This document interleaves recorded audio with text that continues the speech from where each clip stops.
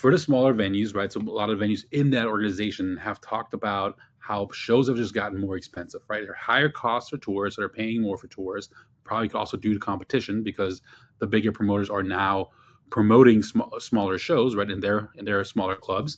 However, there is a venue I used to work at. Since I'm mentioning a past venue I've worked at, I'm not going to call them out by name, but um, well, for this context, right? But for those of you that have no kind of my background, I mean, you might know what I'm talking about. But in their small, there's a venue in their small room. They have two spaces.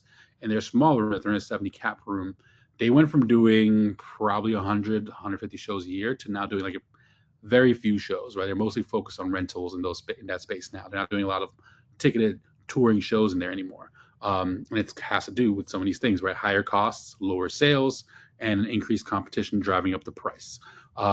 An example of a smaller venue, Rockwood Music Hall in New York. After 19 years being in business, they shut down. And that's one of the most historic venues in our industry, right? They've hosted legends like Lady Gaga, Childish Gambino, Nora Jones.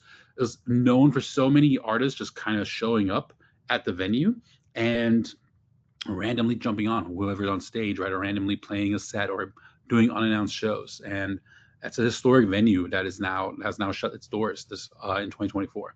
A lot of it is attributed to rising costs. So artist fees are higher, production costs are higher, um, rent, interest rates, right?